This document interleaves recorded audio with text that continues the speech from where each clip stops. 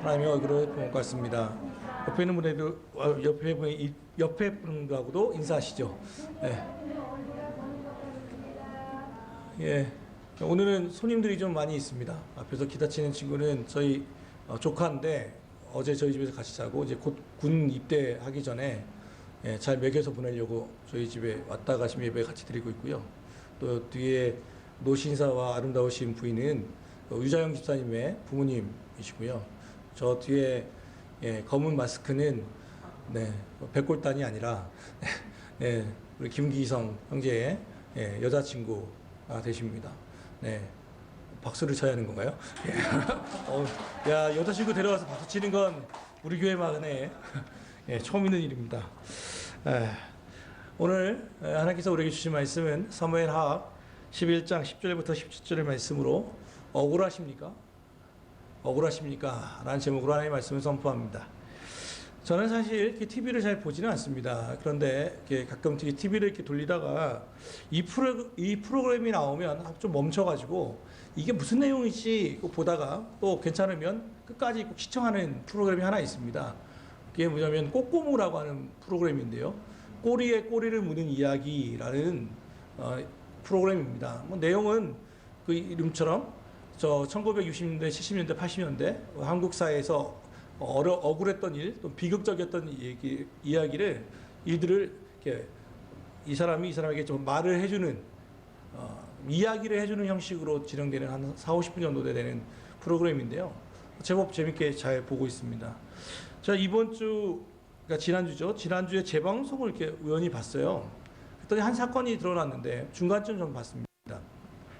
1972년도에 춘천에서 11살 먹은 파출소장의 딸이 못된 짓을 당하고 살해 당하는 사건이 발생합니다.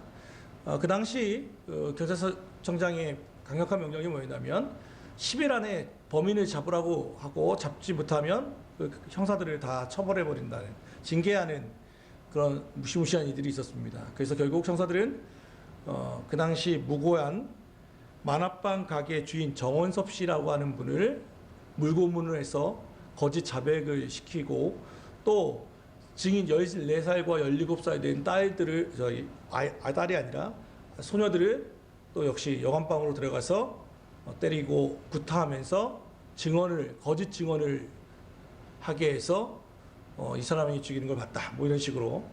그래서 결국 이 정원섭 씨라는 분이 강간과 살인 혐의로 무기징역을 당합니다. 그런데 제가 이 프로그램을 왜 봤냐면 중간에 마지막에 그분이 작년에 돌아가셨는데요. 장례식장은 이렇게 프로그램 이렇게 카메라가 그러니까 여러분이 돌아가시면 뭐 권사 누구누구 뭐 집사 누구누구의 이름으로 가지 않겠습니까? 근데 거기 위패에 보니까 십자가가 있고 목사 정원섭 이렇게 돼 있는 거예요. 목사 정원섭. 그래서 이게 뭐지라는 생각이 있어서 프로그램이 끝나고 나서 이제 막 검색을 해봤어요. 어디서 이분이 안수를 받았고 목사가 되셨지? 이게 직업병이거든요. 그래서 찾아봤어요. 그랬더니 우리는 장로교 통합 측 대한예수교 장로회에 속해 있는데 저는 그 장신대라는 곳을 나왔고요. 그분은 기장 측 기독교 장로회라고 하는 한신대에서 졸업을 하셨더군요. 정상적인 신학대학원을 나왔고 그리고 이제 자비랑 선교, 그러니까 자기가 직접 벌어서 목회를 하는 것을 꿈꾸기 때문에 가정 형편은 안 되고 그래서 만화방 가게를 열었더라고요. 그러니까 신학생 신분이었습니다. 그런데 이 억울한 일을 당한 거죠. 무기징역으로 처해 있습니다. 그래서 이분이 얘기 좀 보니까 감옥에서 자기가 신학생인데 전도사인데 이런 수치를 당하는 게 너무 억울하고 하나님께 너무 죄송스럽다는 마음에 자기의 자살을 기도하기도 했고 몇 번 했는데 다 실패했더라고요. 너무 억울하고 분했던 것이죠. 결국 그는 그 사건이 일어나고 나서 15년 2개월 8일 만에 성탄절 특사로 나오게 됩니다. 그리고 다시 또 약 21년 정도, 그러니까 36년 만에 무죄 선고를 받습니다. 그런데 그분에게는 아이가 4명이었는데 1살짜리 아이, 막내가 1살짜리였는데 그 아이 보지도 못하고 들어갔다가 15년 2개월 만에 나왔는데 아이가 아빠를 모르는 거죠. 아버지란 말을 못하고, 그래서 결국 아이들 다 넣고 혼자 춘천으로 가서 조그만 교회를 개척해서 사역하다가 작년에 돌아가셨습니다.